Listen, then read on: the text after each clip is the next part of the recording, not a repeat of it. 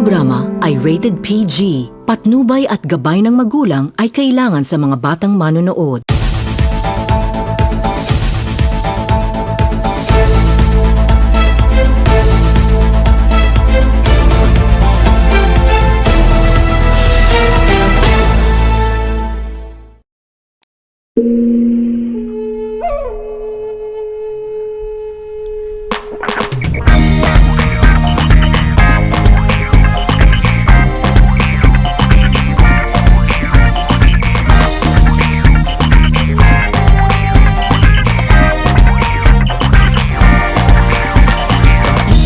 Sa Mindanao, muuswag mo asenso. Ang dakbayan giniyan sa atong Ginoo.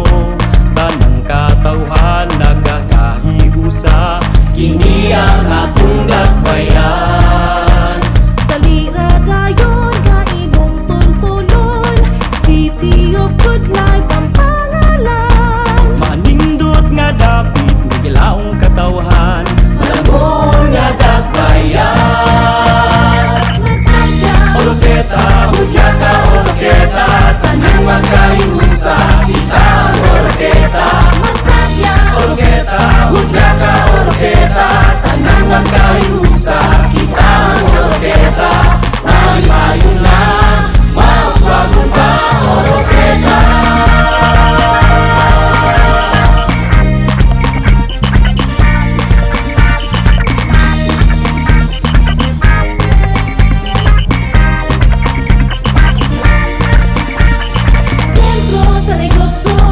sa turismo, balansing mo asenso, daghanog trabaho, sa kahusay o sa kalimpyo, makita sa atong dakbayan. Kalina diri, kay sadyang ani, pagmahal pag-abi-abi, mabati pirmi, kurang kaswagan, sa ani-ani-an na. Hudyaka, Oroquieta, tanang magkahiusa, kita ang Oroquieta. Magsaya, Oroquieta, Hudyaka, Oroquieta, tanang magkahiusa, kita ang Oroquieta. Mahimayon na, mauswagon pa, Oroquieta.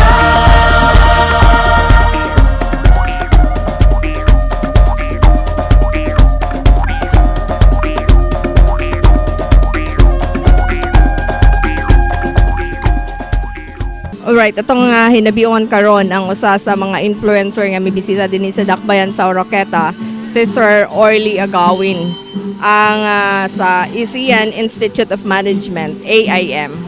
Okay, sir. Good morning. Good morning po. Welcome to Oroquieta City, the capital city of Misamis Occidental.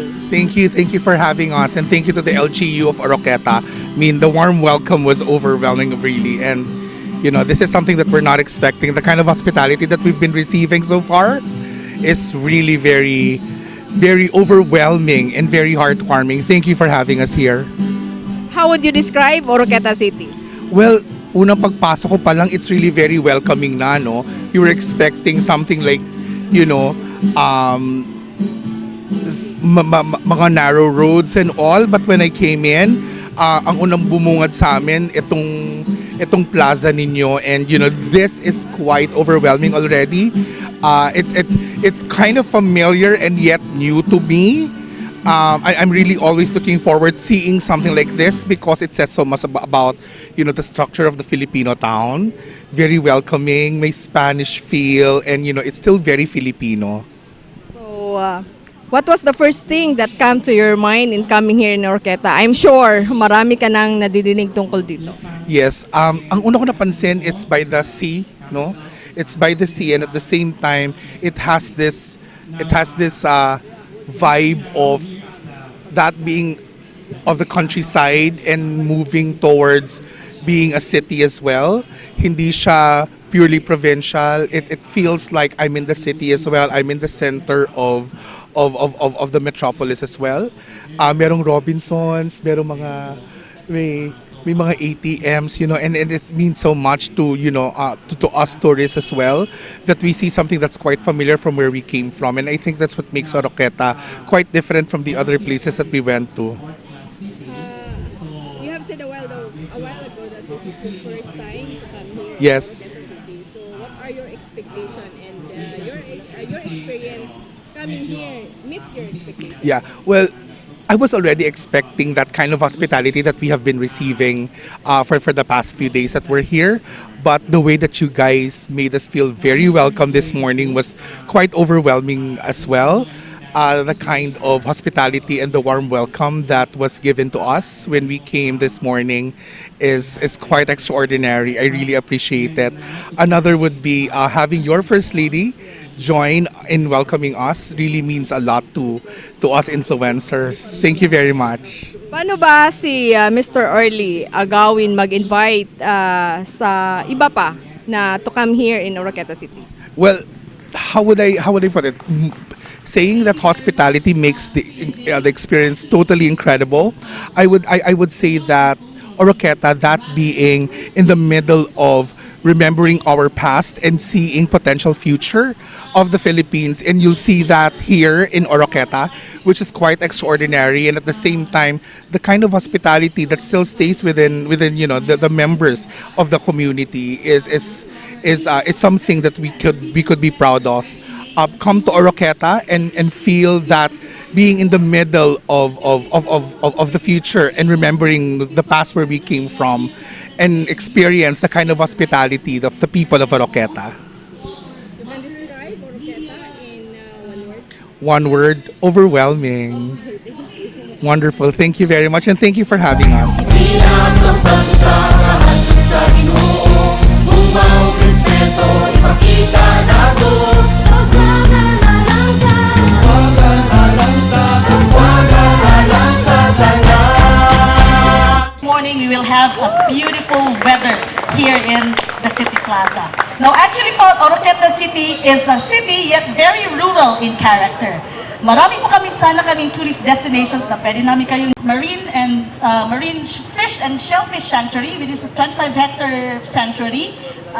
Under renovation po siya, existing po siya. It was created during the time of my late father, the former Mayor Ernie Bandala, in the 1990s.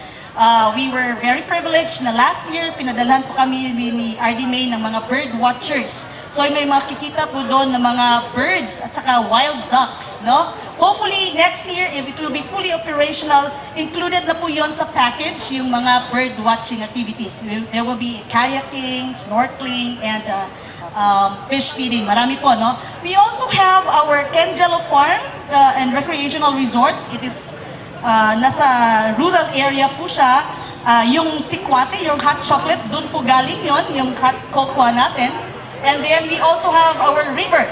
Our Layawan River is famous for the cleanest river in the whole country. During the time of President Ramos, I think, when they had the cleanest and greenest cities in the country, isa po ang Oroquieta na awardee. And then, kanina, I think you've tasted our famous lumyagan, the squid, no? Dito lang po yan sa Oroquieta. We have the adobong lumyagan, we have the inunon na pirit, and then we have the suman tinambiran. Mas masarap po yung suman namin dito sa Oroquieta. If you have tried it, we also have the broas.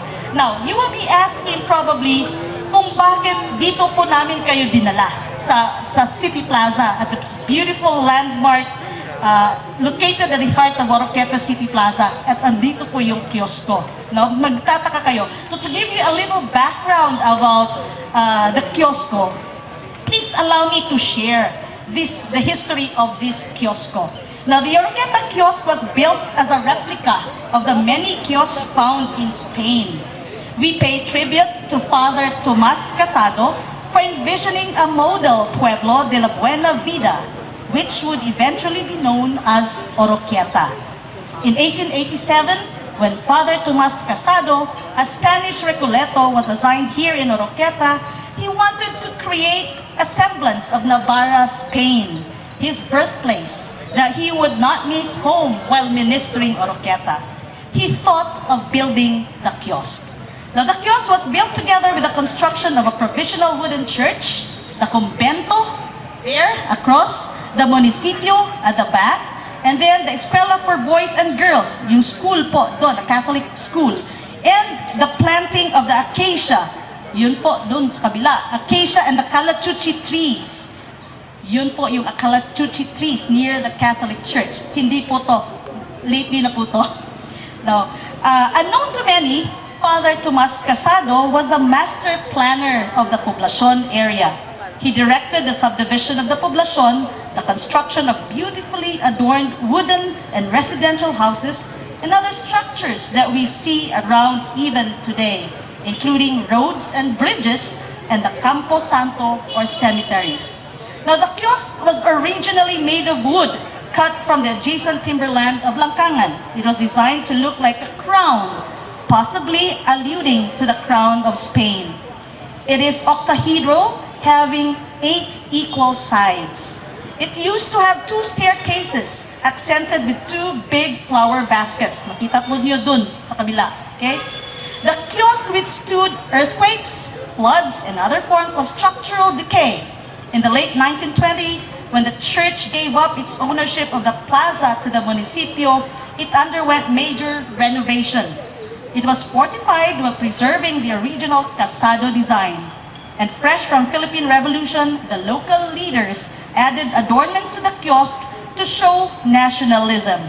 At the entrance going up are 3 big stars symbolizing Luzon, Visayas, and Mindanao, the 3 major islands in the Philippines, and the Sun of Liberty with its 8 rays representing the first 8 Tagalog provinces that rose up against the Spanish colonial rule: Manila, Cavite, Bulacan, Pampanga, Nueva Ecija, Laguna, Tarlac, and Batangas. At the roof canopy are 17 carved big stars, possibly representing the 17 towns of Misamis Occidental. Actually, we have 14 municipalities and 3 cities in Misamis Occidental. Since then, the kiosk became a decent and favorite place for public gatherings, entertainment, and rendezvous for lovers, barkadas, and classmates. It became the municipal bandstand and the common area for bandilios or public announcements. Nakikita po niyo kanina, inano po namin yung rondalya. Now, it was here in this kiosk that President Manuel Rojas made a public speech when he came to Oroquieta in 1947. The kiosk played witness to Oroquieta's glorious past and historical events. The kiosk was the silent and weeping witness of the 117 Misamisnons Misamisnon revolutionaries who were massacred by the Americans. And in the glorious year of 1902, the kiosk was the venue for the formal signing of the agreement of surrender between the Filipino Misamisnon forces, represented by General Veloso, and the American Army headed by Major W. Elliott. Now, this marked the end of the Filipino-American War in Misamis Occidental. Now, the kiosk is now 135 years old. It is a landmark as old as the acacia and calachuchi trees that we see across the street. Dun po yung acacia and dun po yung calachuchi. It is a structure that has become a symbol of identity for Oroquetanons and a memorial of its rich history worth retelling from generation to generation. The kiosk is forever the priceless treasure of Oroquieta, the capital of Misamis Occidental. Last year, when Mayor had the idea of a different concept for the plaza, RD Mayor UNCHUAN suggested to retain the Castilian design of the City Plaza. Kaya ito po, kung makikita niya, bago po yung mga lamppost natin na may Spanish influence po. No, so after several days po of your laag-laag sa MISOC, sana masasabi po ninyo na ang sarap-sarap balikan ng Misamis Occidental, lalong-lalo na po ang Oroquieta City. At sana masasabi ninyo na ang sarap-sarap uulitin ang aming mga karanasan sa Misamis Occidental at Oroquieta City. We hope to see you again here in MISOC and in Oroquieta City. Maraming salamat po and mabuhay. Department of Tourism, USEC, Mayra Paz, Valderosa, ABUBAKAR. Thank you very everyone. Maayong buntag sa atong tanan. It's nice to be back. Really, in the literal sense of the word, it's really nice to be back. Nice to be back in Oroquieta City, as well as nice to be back in the Department of Tourism. So thank you very much. I beg the indulgence of everybody. Hindi ko na po babanggitin lahat, isa-isa. But of course, I'd like to acknowledge ang ating First Lady. Sabi po niya kanina, gusto po niyang tawagin siyang one and only, or the only one. Alam po niyo, pinagdaanan ko din yan. Yeah, I used to be the First Lady and the one and only of the Mayor of Holosulu.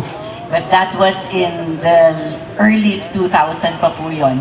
Not anymore. So anyway, may pag-uusapan po tayo tungkol dyan. So anyway, in behalf of the Department of Tourism, our Tourism Chief, Secretary Cristina Esperanza Frasco, allow me to welcome all of you. Ako na, magwe-welcome po ulit to Oroquieta City as well as Mindanao. I understand, sabi po ni RD May kanina, there are some of you na first-timers actually in Misamis Occidental. Sino po yung mga first-timers dito? So we have a good number of hands. And sino po yung first time naman sa Mindanao? So I guess some of you have already gone to other places in Mindanao. But then there is actually more places to see. And Oroquieta is one of the best places, and Misamis Occidental is actually one of the best places to visit. So I really hope that yung mga misconception po natin, that it's really not safe to go to Mindanao, magbago na po. After coming here, I hope you will find time also to visit down south naman. Mindanao is composed of regions 9, 10, 11, 12, 13, and also sinasali na din po natin ang BARM. I was just in Tawi-Tawi last week, so I really hope that next time naman, pasyalan nyo din po yung lugar so that there will be yung mga misconceptions po natin magbago na, and that we will be able to actually show you in behalf of all the regional directors of Mindanao, we will be able to show you how beautiful Mindanao is, and we'll be able to show you the true colors of Mindanao. With that, thank you very much, Madam First Lady, and to Oroquieta City, and to our Mayor, Mayor LAAG-LAAG. Again, buenos dias a todos. Good morning to each and everyone. Thank you so much, Yusef. We are all praying for good weather for today and tomorrow. Your stay in Oroquieta might be a bit shorter, breakfast lang po yan. But anyway, tomorrow naman ang festival is held in Oroquieta, so you'll still be here typically the whole afternoon, because in the morning you will be witnessing the street dancing activities in the municipality of Calamba and Ozamis. So once again, on behalf of the city of Oroquieta and Mayor Melmeric Acosta and our beautiful First Lady, our one and only lady pala. So we welcome you once again to Oroquieta, and we thank you for taking time to visit our city. Nang magkahiusa kita ang Oroquieta, mali tayo na, mauswagon pa Oroquieta, Oroquieta, Oroquieta,